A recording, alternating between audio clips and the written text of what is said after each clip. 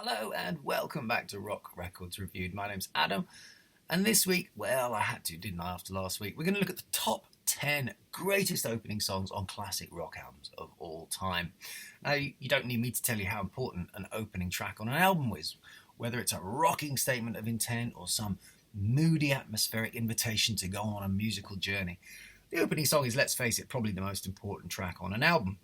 And certainly, I'm sure many of you remember the days when vinyl was king and you get your record home, put it on the turntable, put the needle down in excited anticipation as that first track unfolded before your very ears. There really was nothing like it. Now, obviously, there are thousands of great opening songs. There's not really any wrong or right answer here at all. It's a bit of a silly task trying to whittle it down to 10. So I've really gone for the ones that really got me from that first moment. And actually, in almost every case here, I could tell you exactly where I was when I had that needle down moment on these songs. So look, put the vinyl on the turntable, gently use the dust brush to clean it off, cue up the needle, lower it away, and here are the 10 greatest opening tracks of all time, in my opinion. Today, could change tomorrow. But at number 10, I'm going to go for I Want to Be Adored from the Stone Roses' eponymous debut album in 1989. The Stone Roses debut album is one of the great debut albums, and in fact I Am the Resurrection could easily have made it into my top 10 closers. And what's interesting is how many albums have a fantastic opener and a fantastic closer. I suppose that's what helps make them great albums, and the Stone Roses debut album is absolutely no exception. You put the needle down and something just whirs faintly into life in the distance, and you have this percussive rhythm playing down low. It's all very mysterious, very ethereal, and then suddenly this kick comes in, provides a little bit more solidity, and then that classic bass line, followed not long after by that great counter-melodic guitar line. Then it's all in, a few more bars, the whole band crashes in, and you're off. And I don't have to sell my soul, it's already in me, sings Ian Brown. I Want to Be Adored, and so sets the tone for a whole new baggy guitar revival. You heard pretty much every song from this album all over the place in the late 80s, and the album was hugely influential in setting the scene for a whole new revival of guitar bands. But at number 9, I'm going to put from their game-changing Nevermind album from 1991, Smells Like Teen Spirit by Nirvana. Smells Like Teen Spirit's obviously a brilliant rock anthem, but it's not just the song here. I mean, the production by Butch Vig is just so crucial to the success of this song and the album. It's that production allied with the passion and the attack of the performances that really kind of sets it apart. The tones on every instrument on this song are just sublime. It's said that Kurt Cobain was trying to play Wild Thing on his guitar one day, and he got it wrong and ended up playing Smells Like Teen Spirit. And actually, you can totally see that if you play guitar and you know how those two riffs go. And so with the song, you start with the clean version of the riff before Dave Grohl's drums just thunder in with one of the all-time great drum introductions. And then, of course, all hell breaks loose, and 1,000 smelly teenage boys and girls are moshing their way to a misspent youth, before the song drops again, very, very Pixies-like, into the verse, and then that amazing voice comes in. I was at Von's recording studio in London doing an overnight session when I first heard this song. I was recording with my band at the time. We were all a bit tired, a bit emotional, and the engineer decided to put Nevermind on. He said, here's something I just heard, it sounds great, and he put it on, and I just remember thinking, this is so a million miles better than anything we could ever create in this studio, and we've got an awfully long way to go before we really understand production and dynamics in songs. But at number 8, something infinitely less dynamic but no less impressive in its own way, from his 1972 number 1 album on both sides of the Atlantic, Harvest. It's Out on the Weekend by Neil Young. Now, this is a completely understated opening, and it's that understatement that actually gets you. You almost don't even notice as the song, as the drums and the bass, they sort of lollop in with that laconic, iconic Neil Young type of beat. It's so simple and it's so Neil, and then that beautiful harmonica line comes in, and then the pedal steel, and it's just minimalist perfection. See the lonely boy out on the weekend trying to make it pay. It's so important, opening songs on albums, those opening lines, and I'm going to quote a few of them as this list goes down. So many people I've tried to get into Neil by playing them the big songs, the big hitters and the famous tracks, but actually this is the song that has almost always without fail eventually pulled them in and they finally got it. Maybe because it's so utterly organic and it's such a beautiful pace and mood on this song that it takes you away instantly. And there's that earthy woodiness of the music. It fills your soul with goodness. You know, it's like a sort of sonic detox. There's no refined sugar, plastic or reality TV, no social media in this music, no sirree Bob. It's so from a different time. And I find it just very, very soulful and deeply moving in its understatedness. But again, from one swing of the pendulum to another, at number 7, I'm going to put from 1969, from their second album, Led Zeppelin II, of course, It's Whole Lotta Love. You possibly might have expected to hear this one in my list. I was about 13 years old, and I was deep in the countryside, staying with extended family, browsing through their record collection. And no one was around, and I found Led Zeppelin II in there, and I'd heard many good things about the band. So I decided to put the record on. Put the needle down, and first thing I hear is this very, very sort of faint laugh, or is it a cough? And then I'm instantly into the opening riff. And just imagine that riff blasting out through enormous speakers in an empty house in the country. Of course, it's a legendary guitar riff, and it sounds amazing, especially when you have that reverb in stereo in the other ear. And then you get the bass coming in, tracking it, and then that voice, which, I hadn't heard anything like it. I'd never heard anyone sing like that before. But when those drums kick in, wow, I mean, they're just so big, and they're so crisp, and they're so funky, and they swing. God, do they swing. I can't stress enough how hard it is to be a hard rock drummer with swing. Be under no illusions, John Bonham was a monster of a player, an incredible musician and drummer. But before you know it, you're at the chorus, and it's so simple. It's just repeating that line, "Want a Whole Lot of Love." You're hooked, and you have the whole song right there. Of course, they then go on to extend it with some ridiculous 60s trippy nonsense before Pagey saves the day with some of the most blistering guitar lines ever put to tape. The song is then followed by What Is and What Should Never Be. It's just the icing on the cake. And it's really interesting here how so many of these opening songs are made even better by the shift in dynamic or tone of the song that then follows it. And I think what A Whole Lot of Love going into What Is and What Should Never Be is one of the great, great opening segues on an album.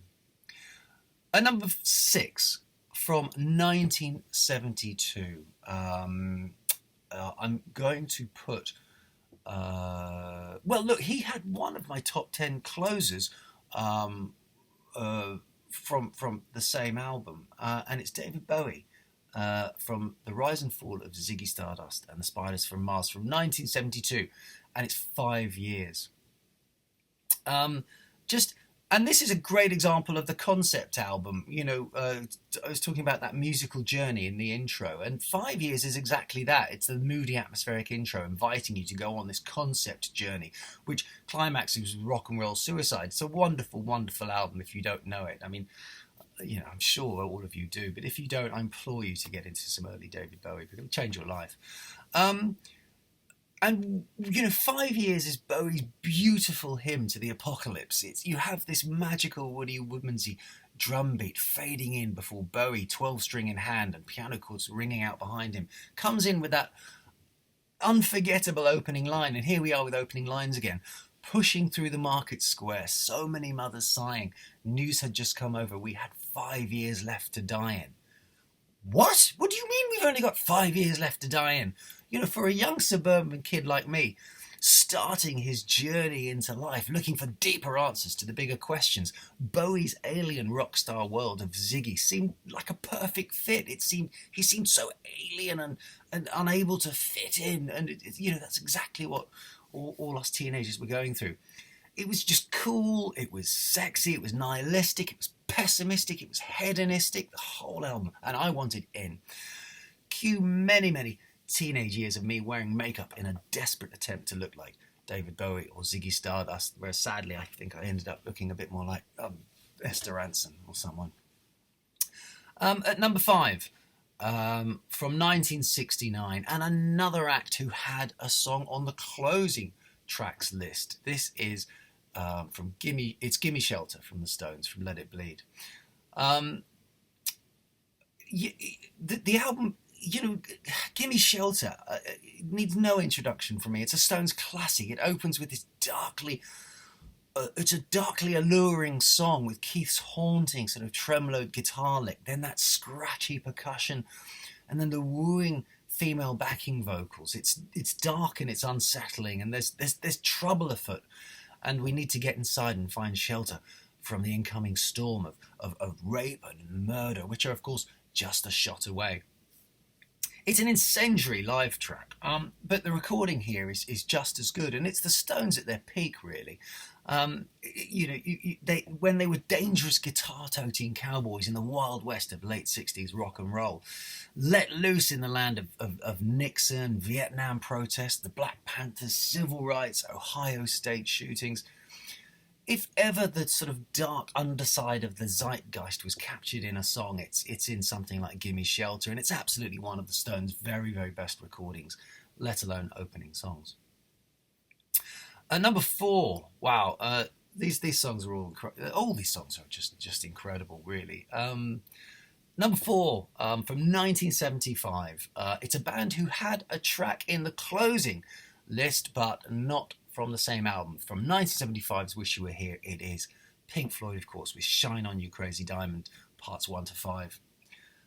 Far less dangerous than Gimme Shelter, but just as unsettling in its way.